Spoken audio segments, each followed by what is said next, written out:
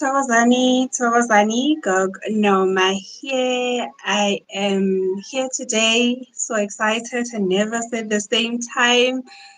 Um, I am having a guest, something that is new to me, and I'm hoping that, this is going to be exciting. It is a conversation long overdue with the great Grandmaster Ntatemoholo Thau-Thau Haramanuba.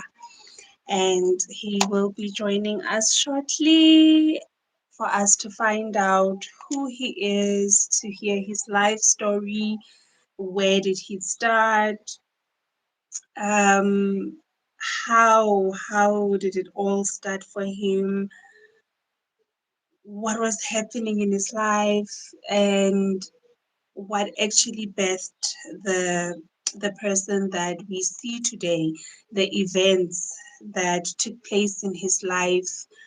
We all are always so excited to be at the receiving end where we find stories that are being told or we receive the lessons that have been given, but very few are interested in actually finding out how the individual became who they are. And that is one thing that I am highly interested in.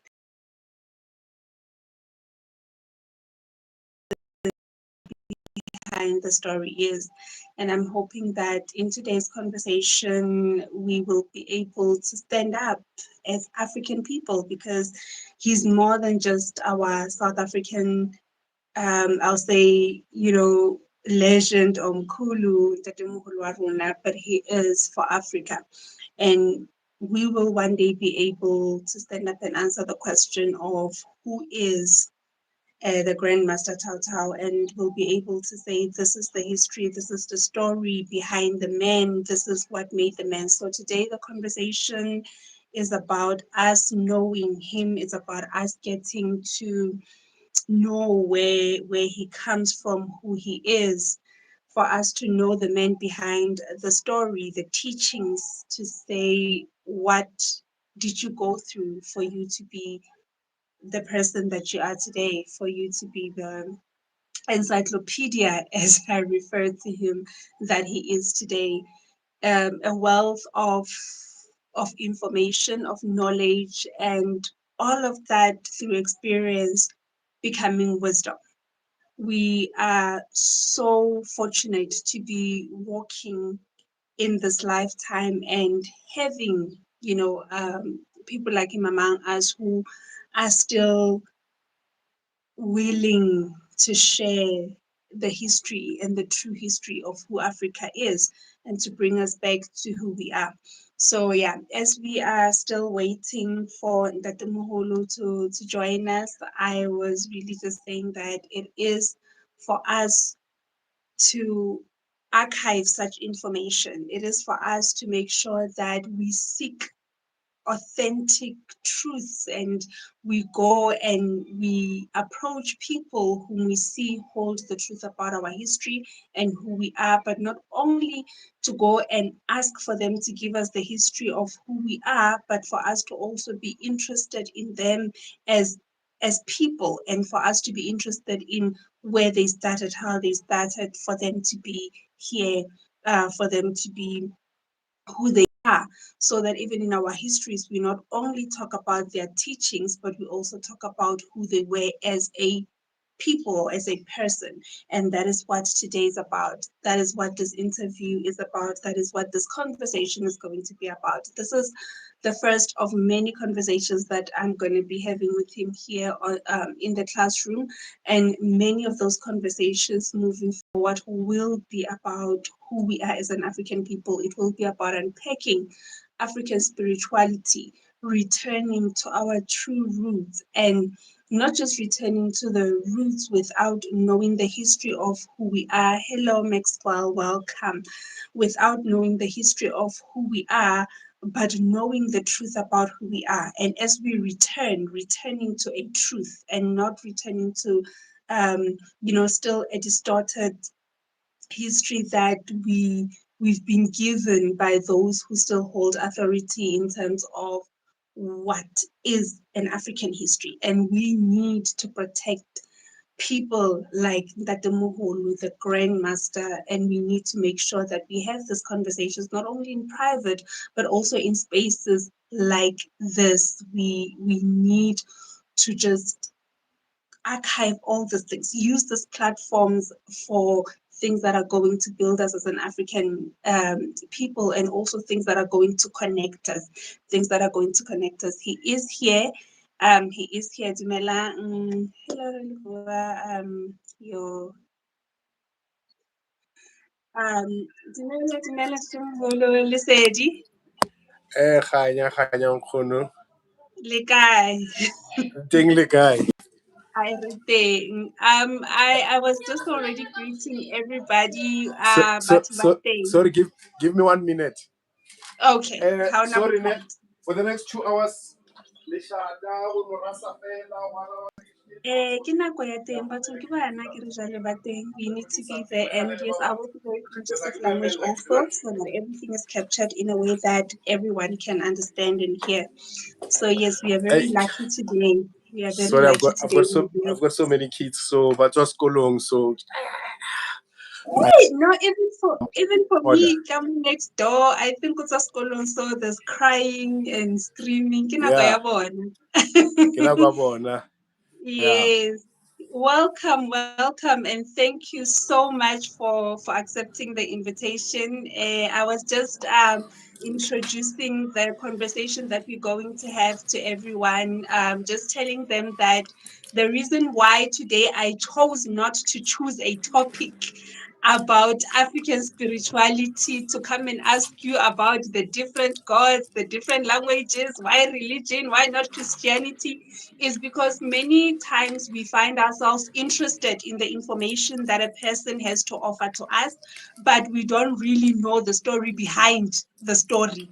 So we've got many African leaders, we've got many people who have fought for us, many people would know the name Steve Biko, but they will not know the history or the person behind that name. So today, I know that when we go into the internet and we search your name, we see only African spiritual teachings. But today I just felt called to say, but who is you? You know, when somebody is going to ask me, okay, I hear you, you're showing me the teachings of this grandmaster, but who is he? Where does he come from? How did it come that he is this remarkable person in front of you, this mobile encyclopedia? What is the story behind the man? And today, I just want this conversation to be about you, for us to tell us your history, to tell us, Horana, what did you have to go through? Where did it all begin as a young boy, the household that you grew up in, for us to finally claim you as not just South Africa, but as Africans, to look up to you and to say, this is our grandmaster. Lesedi nkgono le baeti, our guests here, and everyone who's part of this conversation. It is indeed a great honor. I'm humbled. I'm grateful for the invitation and the opportunity to interface with our people and afford them the opportunity to ask those questions. As you know, that though African spirituality is African, but it's still very strange to Africans. It's still an enigma, because Yes. we are at that phase where Africans are fighting to be African in Africa. And it's a serious dilemma that being African, it's still something that but once about share about makalla, people look at you. I mean, like, this is how we dress. Some of us every day, you can never catch us dressed up in any other way except in our African regalia, African print, African expression. And people still look at you. You see, I'm wearing a t-shirt with all ancient Kemet symbols. Yes. Some people are taught that these things is the eye of the devil. They'll ask Mm. you, what is this? You're having the eye of Horus. There is another, a very ignorant apostle with a loud mouth on social media who said this is the eye of the devil. So that is an African person talking about his African heritage. And now it shows you the damage that colonialism did to the mind of the average African person. That Yeah. we still look at ourselves with such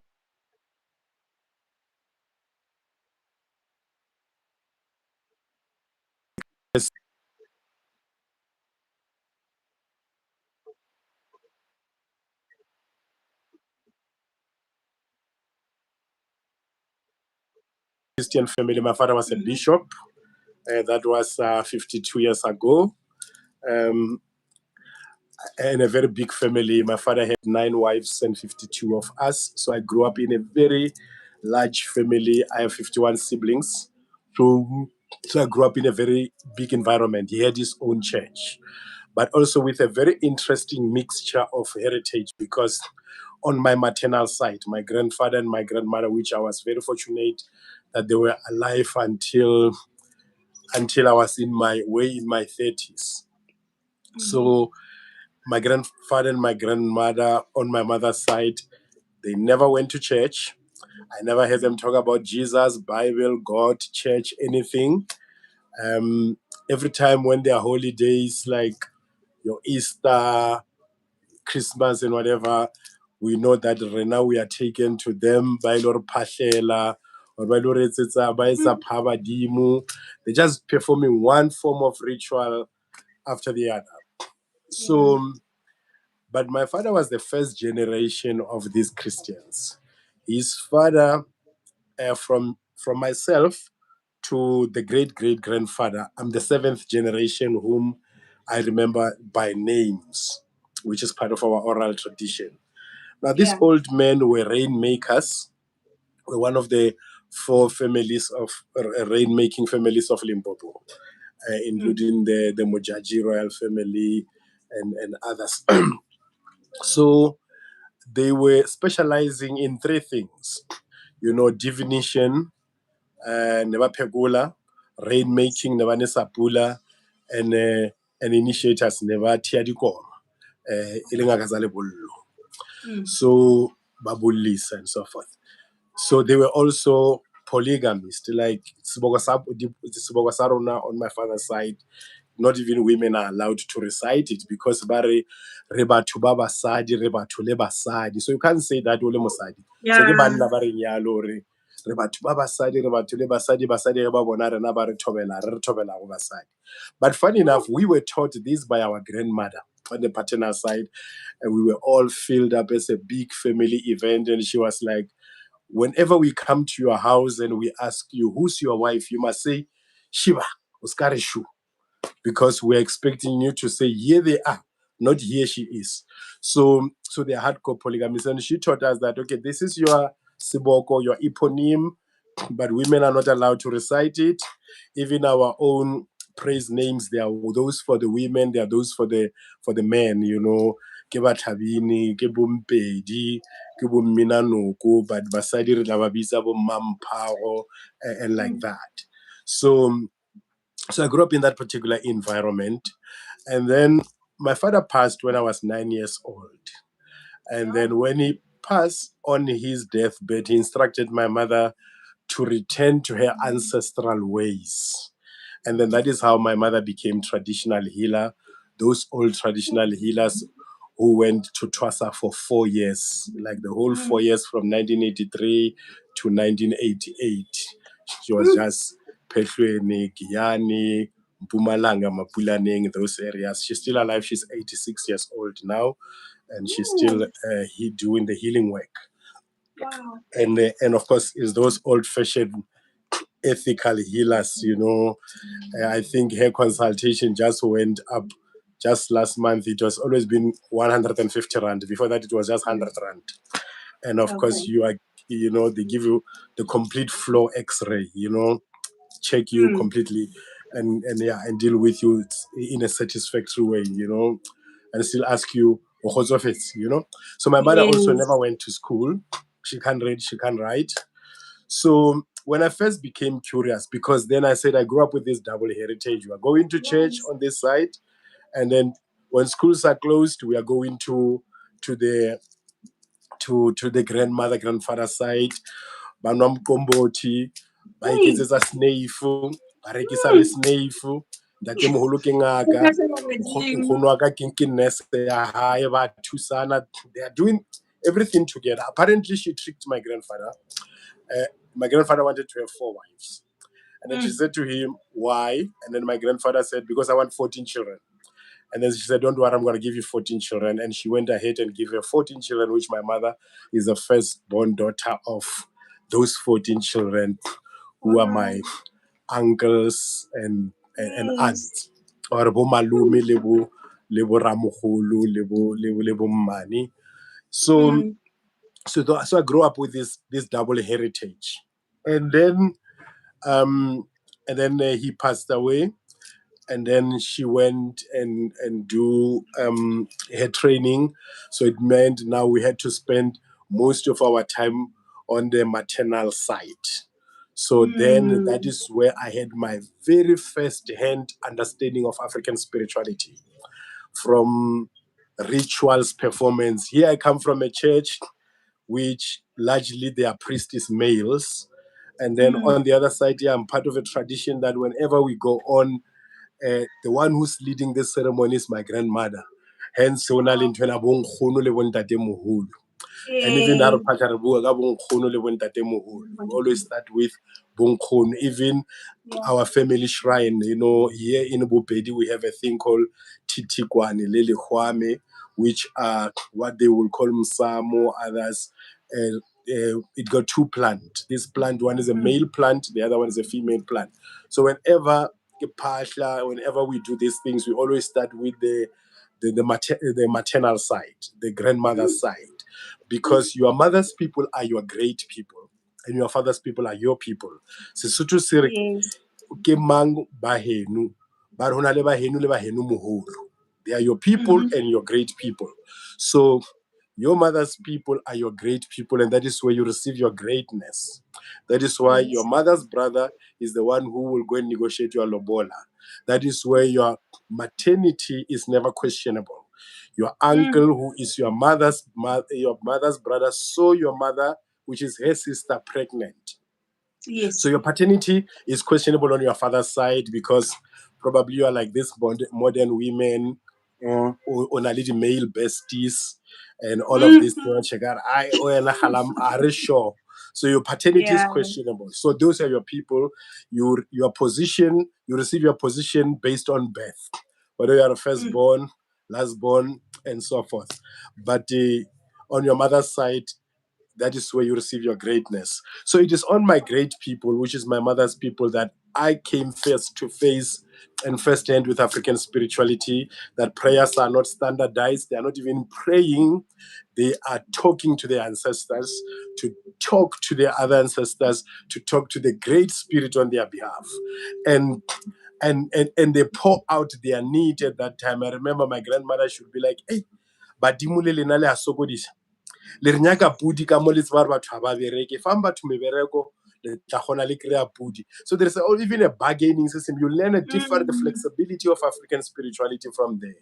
So my very first teacher of African spirituality is my grandfather and my grandmother, through Mm. observation, through Yeah. experiential, through practical, through living this thing, through knowing that when it's time for first fruit, today they refer to it as Kwanzaa. They will have the Kwanzaa celebration. Rena ne re bitsa hore ba bitsa hore ke go loma ka Sepedi. When is now the time for first fruit? Uh, these first fruits, they will put in chidi, which is basically what they call charcoal. And then you eat those ones. The reason is to make sure that you are aligned with the season, and those fruits are not going to run your stomach. So it is a particular ceremony that was performed. So we underwent those things. We grew up under those things. We knew that the emuholo paziwa pele through. Yeah.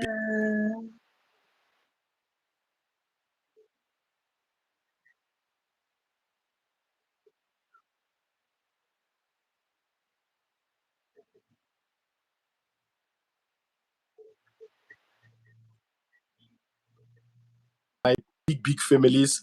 Even when we eat according to age groups. Yeah. When we play according to age Mm, groups. Even when we're getting inoculated, even when we're getting any of those processes of family-based rituals, they were all done in in um, in that particular seniority and order. So mm, then, at the age of 16, mm. I came across Rastafari movement Yes. through being part of the liberation movement. I was Okay. first a member of Umkhonto Wesizwe, the military wing of the ANC.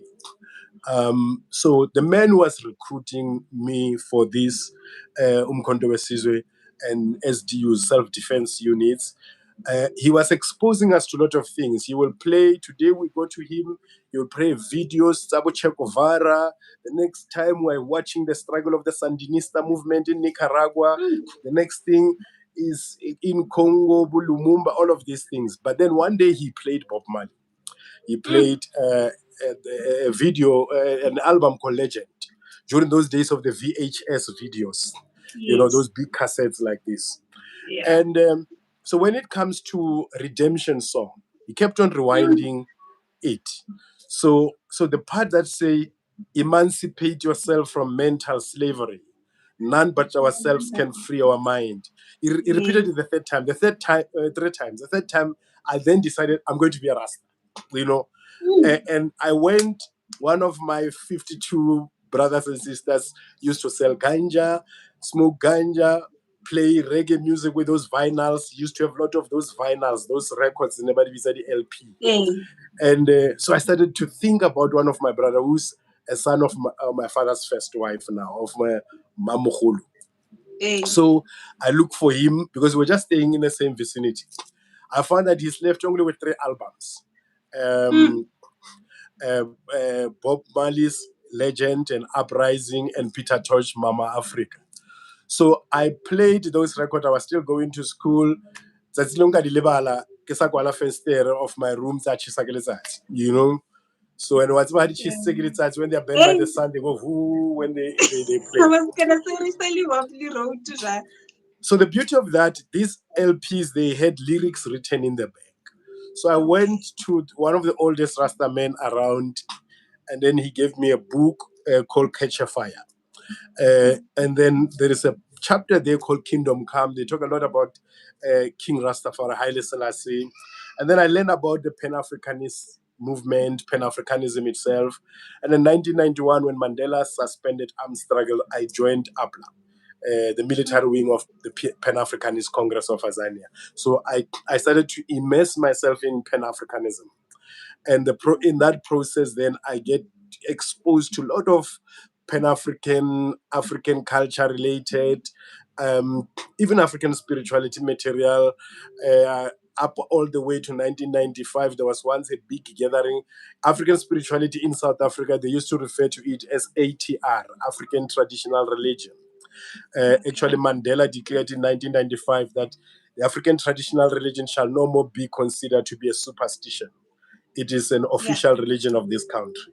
So I got Okay. exposed to some of those documents, the writings of Mumama Nokuzola Mdende, Bo Professor Sekhote Mokgojane, Bo John Mbidi, Bo Ntate Molehe Sebane. And then I met a man called uh, Dr. Halushi Koka. He's the very founder Mhm. of this Kara the institution that one is a branch of Ntate Mathule Motshekga. And then actually the people who will be said they were the student of Ntate Khalushi Koka went and have different institutions. Ntate Motshekga established Kara Heritage Institute. Dr. Yashantiwa established the Institute of Africology. Baba Buntu established Ebukosini Solutions. And then later I went and established different structures of Rastafari. Later I established Bantu Soul Society.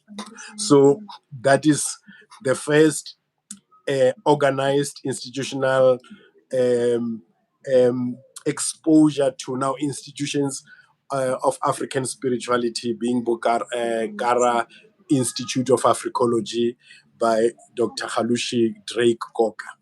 So he did a lot of that in the African diaspora. He's one of those people who were exiled and they came back. So Yeah. in 1991, 92, I went for a training in Tanzania. I stayed in Zimbabwe, Botswana, and I got trained in Tanzania. So I get now the first-hand exposure of Africa outside of South Africa. I come across certain Yes. literatures about spirituality, African spirituality or African spiritual practices and African spiritual system. And then we came back 1994, and then I was part of the whole integration of the new South Africa. And then 1998, I terminated my contract and I started to do what I do full time until today, whereby Oh, I became unemployed and unemployable, meaning to say that I'm not looking for employment, I'm not fit for employment, I'm unemployable, I'm self employed, I'm I'm employed by the ancestors. I'm serving the highest mandate. I hope I did summarize for you. wow, yes, you did. And just sitting here and listening to everything we buang, I think one of the biggest things that I'm picking up for me is that first exposure to literature also, and the right literature at it, not just the books that we were reading in school that were telling us about how the colonizers arrived and how they saved us. And being also exposed to African spirituality at a practical level where you were seeing it practiced at home. Because for most of us, I think that's where the disconnect comes. We are from a Christian background, and Christianity is all that we've ever known.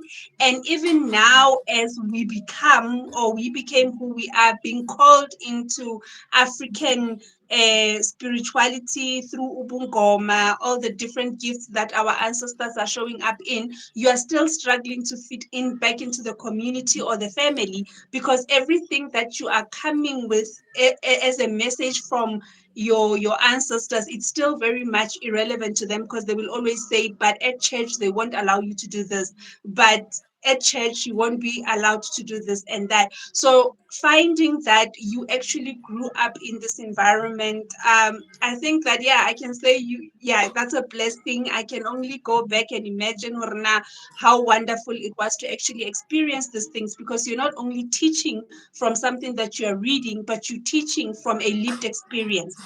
And Ac- now, ac- Actually, just to add on what you're saying, Khon, when I first now came into contact with the writings of Mkhulu Credo Mutu, like in Indaba Machelen in particular, I find yes, that most of the things that I was reading there, I heard them when I grew up. The stories of Butselani and Dimu, yes, the stories of the lost immortal, So the whole lot of things that I read there, it was more like you are putting now a practice into theory, or you are putting a yes, practice or the practice that you grow up in and exposed to is now getting authenticated, that it mm, wasn't just an isolated family exposure, but this is basically what at one time was common for all of us Africans. So yes, it helped to get the opportunity to experience that. Even now, I still visit my mother every now and then. Like now, yes. I'm at my mother's house, and then around 6, and then I take my kids, we go to my house. Every day I do this, and I enjoy every part of it. Odom pizza not long etamo. I'm on regular beer. Kids are my like on Roma You feel Shopo, at literally home. like Yeah. I'm enjoying every bit of it, because this is my living ancestor, and there will be a Yes. moment that she's not here, and I will definitely Mm. miss every aspect of it. Beside ntho ena ba rata e bua re rona banna ba bapedi re bana ba bomma, but it's it's on a different level here. um Even sometimes when people come in, maybe kill around, and then she can't interpret, and then she's throwing bones and said ke ba bolelle ka English, or maybe ka Eh, Sezulu, or maybe yeah. somebody from Zimbabwe and so forth. So it also gives me exposure. It's like a continuous training. So I love every bit of it. I love every.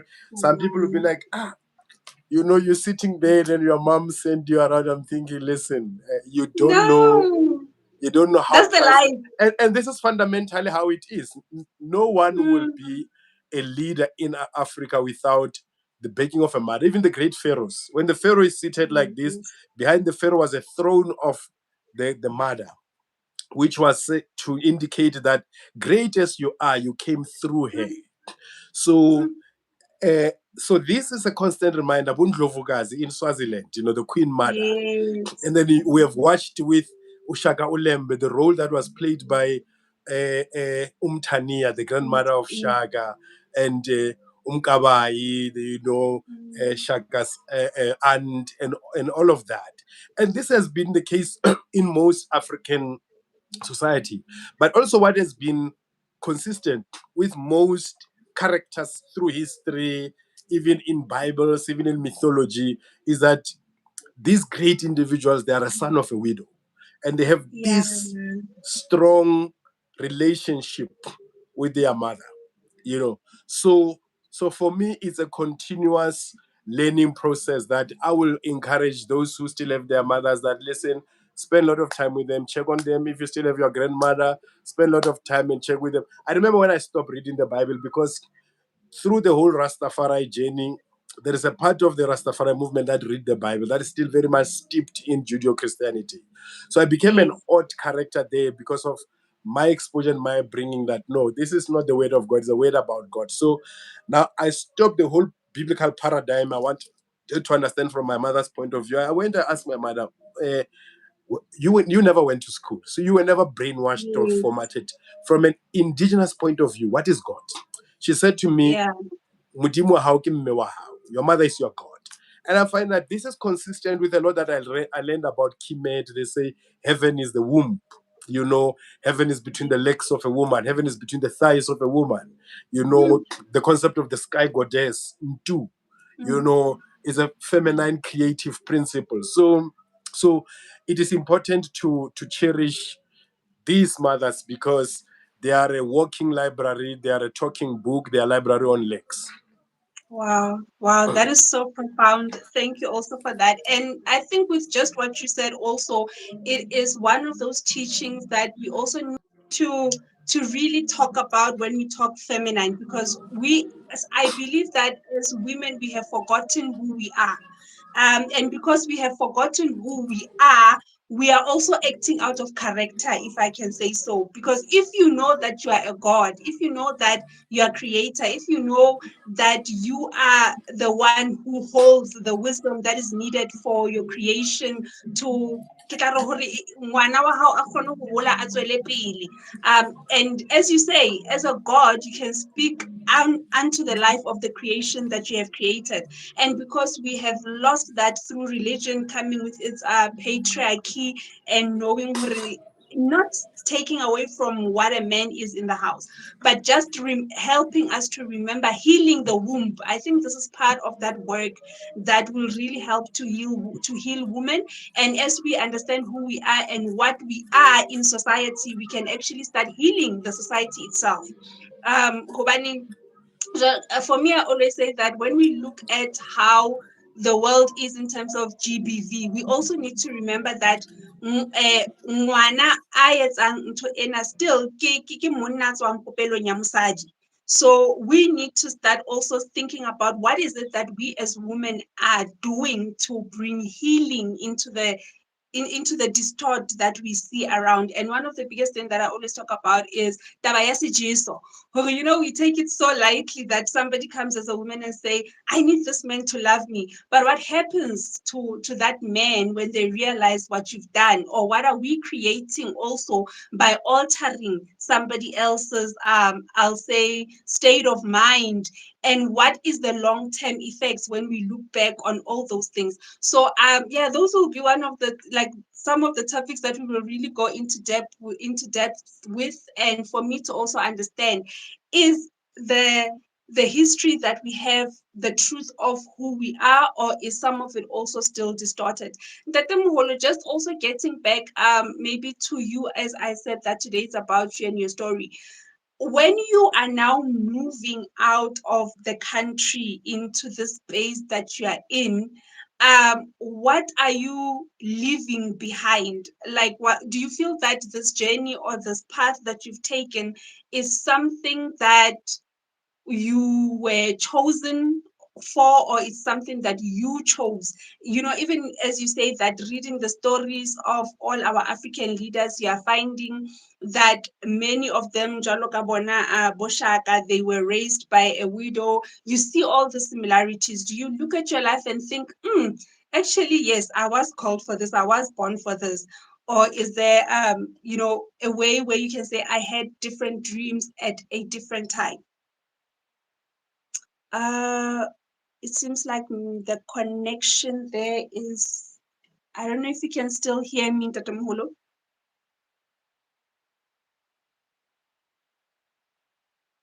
Or is it on my side?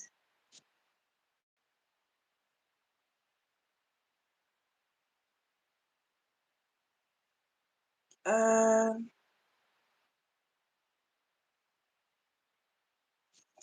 okay, Tawazani. Seems like there's network connection problems.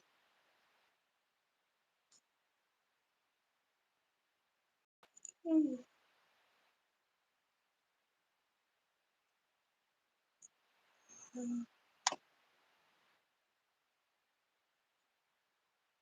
We will wait for Tatamholo to come back. There seems to be connection problems on our side, but I'd really love to know, because when we talk about gifts, and Lerona, as I in this gift and as Umungoma, you also find that, there's this concept of imvumagufa that we do, and we grow up being told you are chosen. And one of the biggest things that was weighing heavy on me for the longest time was the fact that I didn't feel, or I was told that I didn't have a choice in what was to happen. It's either you do it or you're going to be in trouble. And that is what I really wanted to unpack also, Linda Temhulu, just to find out, or now my screen has frozen.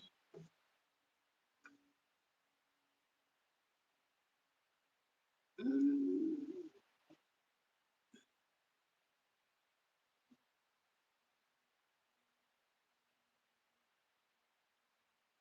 yeah, it's network issues, it's network issues, it's network issues.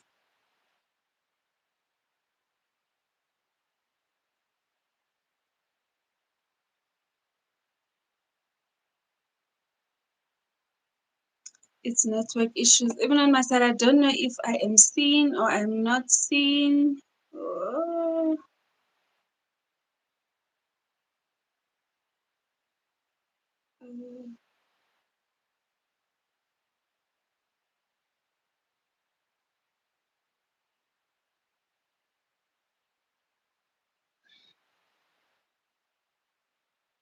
I'm just gonna try to see if I can get into some holo back.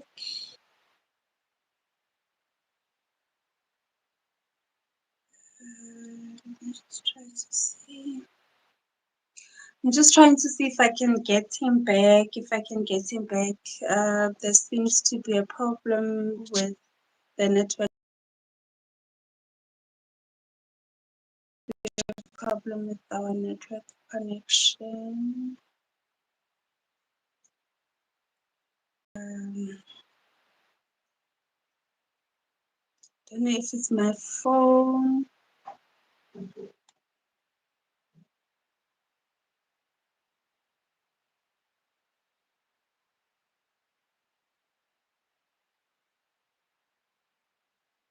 Let me just try to see if he is able to reconnect.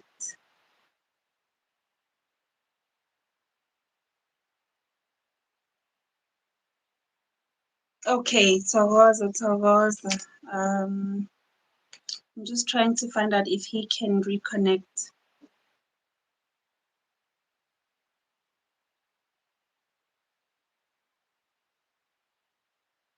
I'm just trying to, let me try to see here.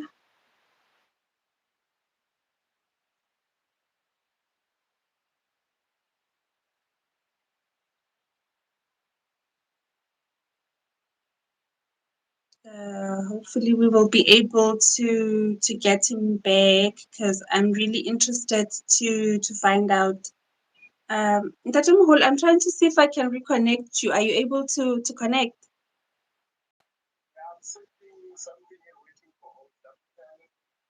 Oh, okay. Let me see if I can. Hey, wabona dintlha tse tsa di- let me just see if I can see something on my side.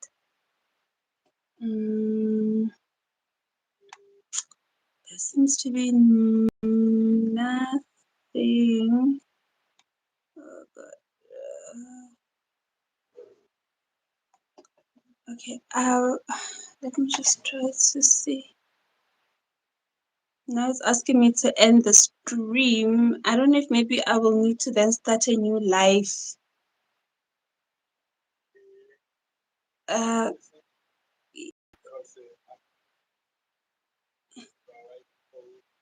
okay. Okay, let me just try to see if I can restart this one. Everybody, please just give me 2 seconds to try and reconnect.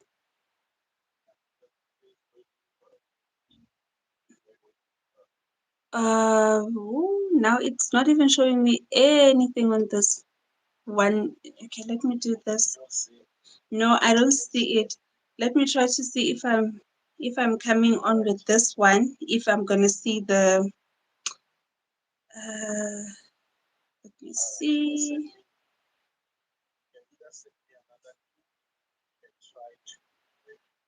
Yes, let me try to see if I can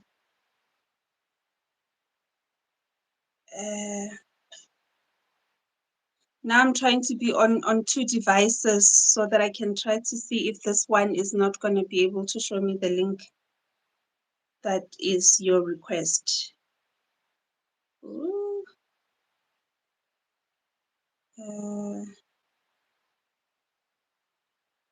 No, I don't see anything. Okay, let me just try to start another life, and then we will get back and pick up where we left off.